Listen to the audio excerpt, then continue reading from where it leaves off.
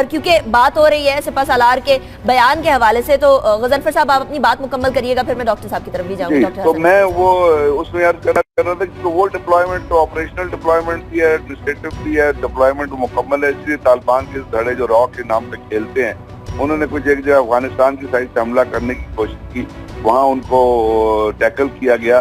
اور یہ جو 19 پیجز کی کوورٹ اسٹریٹجی اجیت کمار ڈیول نے لکھی جس پہ آج کل بھارت عمل کر رہا ہے، اس میں دو یہی چیزیں شامل ہے کہ کوورٹ آپریشن کیونکہ آرمی انیشیل تقریر اگر آپ نے سنی ہو، انہوں نے کہا تھا کہ ہم اوورٹ اور کوورٹ آپریشن دونوں کے لیے تیار ہیں. اب بارڈرز کی ڈپلائمنٹ آتی ہے، اور بارڈر کی ڈپلائمنٹ میں اسپیسیفک ڈپلائمنٹ ہے جو کشمیر کے سیکٹر پہ ہے. تو کشمیر کے سیکٹر پہ ہماری آپریشن ڈپلائمنٹ پہ چلتی ہے، اس لیے کہ کشمیر کو انڈیا بھی مین کر رہا ہے، ہم بھی مین کر رہے ہیں، انڈیا بھی ریگولر آرمی سے مین کرتا ہے، ہم بھی ریگولر آرمی سے مین کرتے ہیں. ورکنگ باؤنڈری سے نیچے آ کے آپ کی بی ایس ایف اور رینجرز آ جاتی.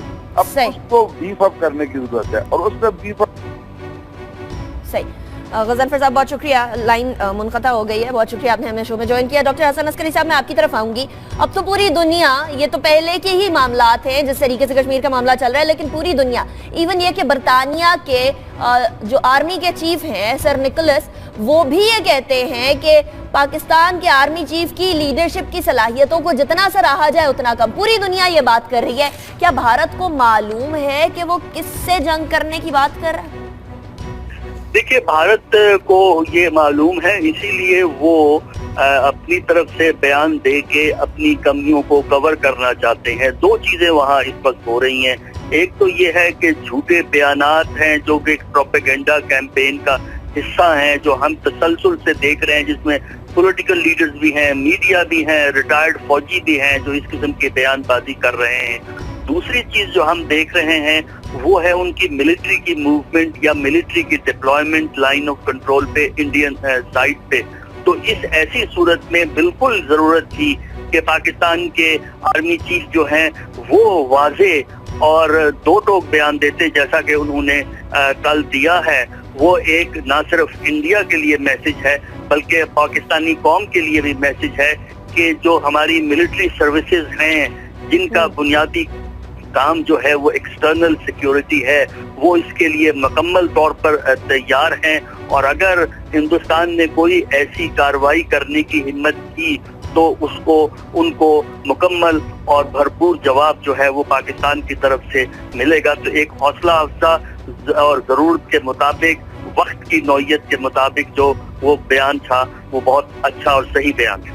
صحیح. اچھا، طارق پیرزادہ صاحب کی طرف میں چلوں گی. طارق پیرزادہ صاحب، 19 ستمبر کو بھارت میں ٹائمز ناؤ نے یہ خبر چلائی کہ رشیا اور پاکستان کے درمیان ملٹری ایکسرسائزز جو ہونی ہیں وہ نہیں ہوں گی، اس لیے کیونکہ بھارت نے کہہ دیا اور ڈپلومیٹک طریقے سے منع کر دیا. لیکن اب رشین فورسز بھی آ چکی ہیں، ٹروپس بھی آ چکے ہیں، ایکسرسائزز بھی شروع ہو گئی اور 10 اکتوبر تک یہ ایکسرسائزز جاری بھی رہیں گی. اس سے بھارتی میڈیا کا ایک ایسا چہرہ بھی سامنے آیا جو کہ بالکل داغدار ہے. ظفر ہلالی صاحب بھی ہمارے ساتھ فون لائن پر موجود ہیں. ہلالی صاحب، سٹارٹنگ فرام یو، یہ بھارت کے میڈیا میں کوئی جرنلسٹک ایتھکس نہیں ہے. بھارتی میڈیا میں یلو جرنلزم انتہا کو پہنچ گئے، جھوٹی خبریں تک چلا دیتے ہیں پاکستان کے بارے میں، ان کو پتہ نہیں پھر منہ کی کھانی پڑے گی جب وہ جھوٹی ثابت ہو جائیں گی. تو ہاں دیکھیے، آپ نے بالکل صحیح کہا. ان کا کوئی سائیکو ڈیولپمنٹ، ان کا یہ کوئی سائیکو کیس ہو گئے ہیں، خاص طور میڈیا. اب اس کے بارے میں ہم کیا کہہ سکتے ہیں؟ میں تو حیران ہوتا ہوں. انہوں نے 3 دفعے جنگ ڈکلیئر کر دیا ہے، 5 دفعے جیت ہو گئی ہے، بس صرف سرنڈر سیریمنی باقی ہے. صحیح، مطلب بہت زیادہ آگے چلے جاتے ہیں. ایسے ہلالی صاحب، یہ رشین اور پاکستانی ملٹری کی جو ایکسرسائزز ہیں اس کے بارے میں اتنی غلط خبریں آنا، اور اسپیشلی عجیب بات یہ ہے کہ وہاں کی خبریں جو ہوتی ہیں وہ گورنمنٹ ذرائع کو اکثر کوٹ کر دیتی ہیں. تو وہاں کی گورنمنٹ کو اس کے بارے میں قدم نہیں اٹھانا چاہیے؟ وہ سینسرشپ کافی ہے، یا ڈو یو تھنک کہ کوئی کوڈ آف ایتھکس بھی بنانے کی ضرورت ہے جس طرح ہمارے یہاں ہے؟ جن لوگوں نے کشمیر میں 70 سال سے جو حرکتیں کی ہیں، ان کو ایتھکس کے بارے میں کیا پتہ ہے؟ آئی ڈونٹ تھنک کہ ان سے آپ ایتھکس ایکسپیکٹ کریں. اب حیرانگی کی بات یہ ہے کہ ان لوگ کو کبھی یہ کیا کہتے ہیں، وہ اپنے آپ کو بھی نہیں ایڈمٹ کرتے ہیں کہ کشمیر میں جو ہو رہا ہے غلط ہو رہا ہے. they don't seem to have any doubt at all. یہ تو لگتے ہیں ٹوٹلی برین واش. تو اب ان کے بارے میں میرا خیال بھی we should put no store by them. ان کو ہم اگنور کرنا چاہیے اور خواہ اپنے آپ کو ورک اپ نہیں کرنا چاہیے. میں کرتا تھا مگر میرے آئی ریئلائز دیٹ مسٹیک جو آدمی ورک اپ ہوتا ہے ان کے کہنے پہ ان کو سننے سے وہ in a sense is falling into that trap. پھر ہم بھی ایسی چیزیں کہنے لگتے ہیں جو بعد میں سوچتے ہیں کچھ تھوڑا سا زیادہ ایکسٹریم ہو گیا ہے. تو I think we should ignore them and deal with them maturely.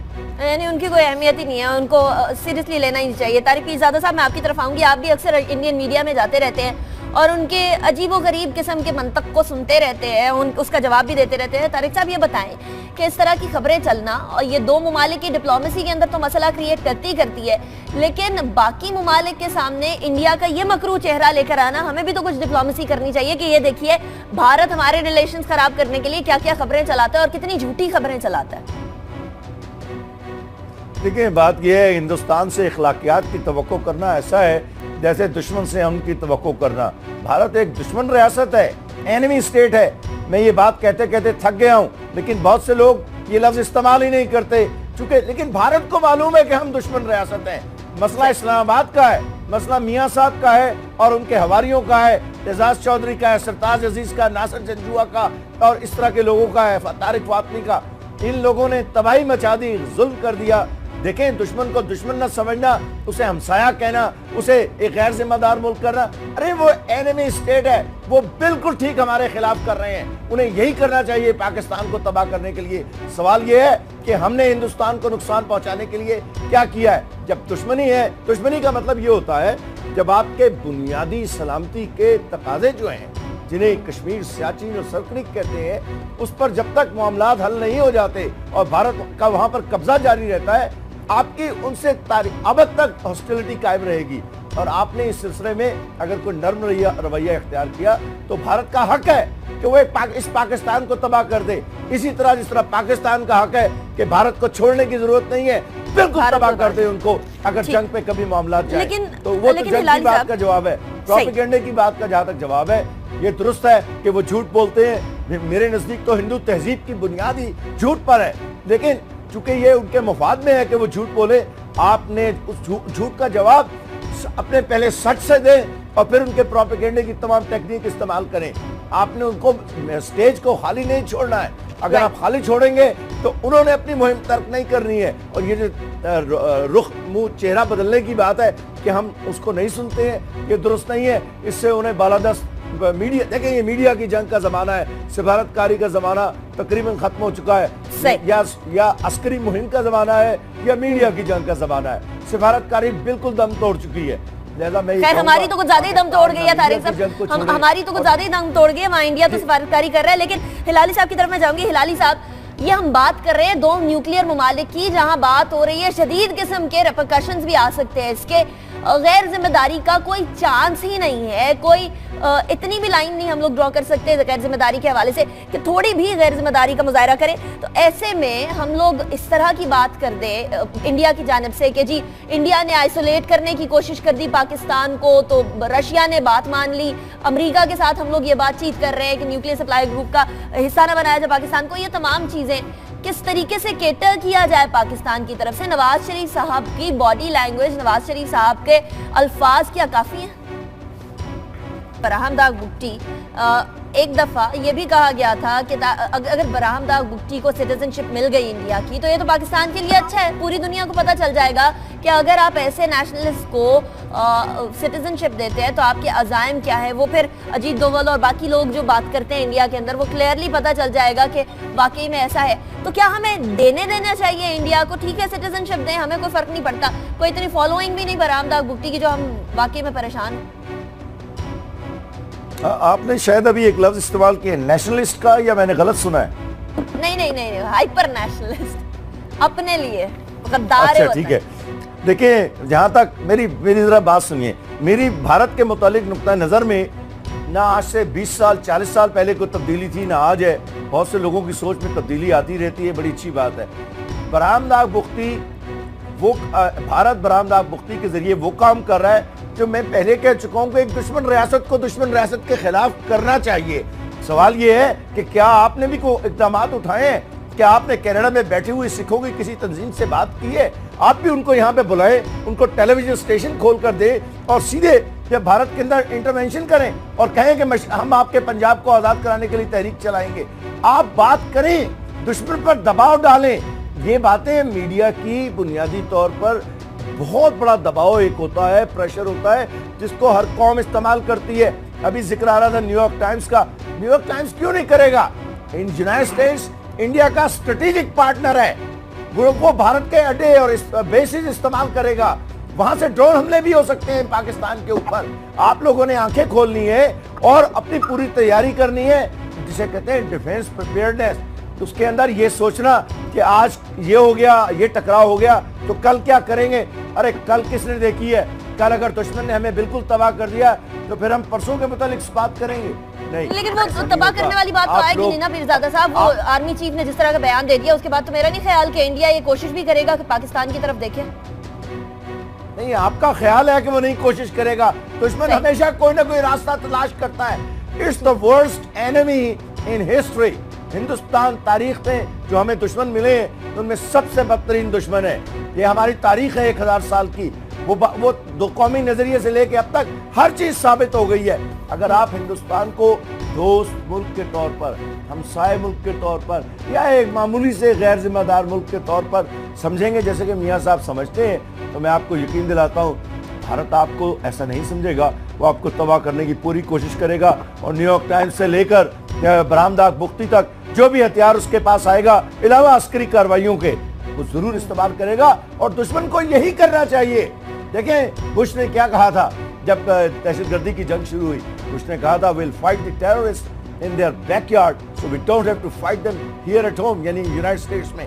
آپ نے بھی پوری کوشش یہ کرنی ہے کہ جتنی بھی کاروائیاں ہندوستان کی ہو رہی ہیں ان کو انہی کی اسے کیا کہتے ہیں عقبی حصے میں لے جائیں, ان کے وطن میں لے جائیں اور وہاں پہ ان کو پریشان کریں, نہ کہ ہم ان کے ہاتھوں کھیلتے رہیں امن اور امنیت کے نام پر اور امن و امان کے نام پر.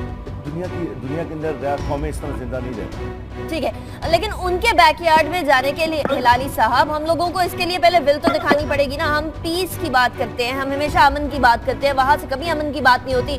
وہاں سے ہمیشہ ہمارے خلاف نیگیٹو پروپیگنڈا ہوتا ہے اور ساتھ مداخلت بھی ہوتی ہے. لیکن ہمارا تو ایسی کوئی پالیسی نہیں ہے نا, ہماری پالیسی تو ڈیفرنٹ ہے. ہماری پالیسی ڈیفرنٹ تھی اور افسوس سے کہنا پڑتا ہے اتنی کامیاب نہیں ہوئی ہے. مگر اب ہمیں یہ کو خاص طور مودی گورنمنٹ کو دیکھیے, ہوا یہ ہے کہ انڈین پبلک جو کہا جاتا ہے میچور ہے, ڈیموکریٹک ہے, انہوں نے ایک دہشت گرد کو ریئیکٹ کیا ہے.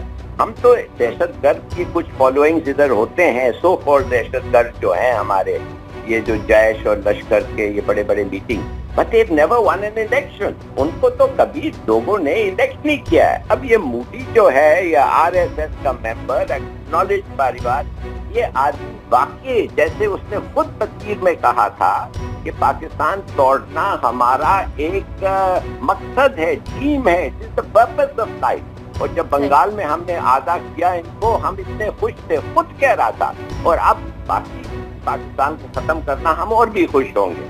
تو I think کہ یہ مودی جو ہے, we have to change our tactics and stance with him and we have to recognize him for what he is. سمجھے, he is the Hindu ISIS leader جو elect ہو گیا. ٹھیک ہے, اور definitely Hindu ISIS power is. بالکل بالکل ہلالی صاحب, کیونکہ وہاں جو ہو رہی ہیں, وہاں جو مسلمانوں کے خلاف ہو رہا ہے, کچھ سوشل میڈیا کے اوپر بھی چیزیں آتی رہتی ہیں, اس حوالے سے بھی لگتا ہے ایسا ہے کہ وہاں کے مسلمان بھی خوش نہیں, اور کشمیر کے اندر مظالم کو جو ڈھائے جا رہے ہیں وہ ہیں ہی, ساتھ ہی ساتھ دہشت گردی کو بھی فروغ دینے کے لیے بھارت پوری بیکنگ کرتا ہے, جاسوسی کے لیے پوری بیکنگ کرتا ہے. اب یہ دنیا کے سامنے لانا پڑے گا.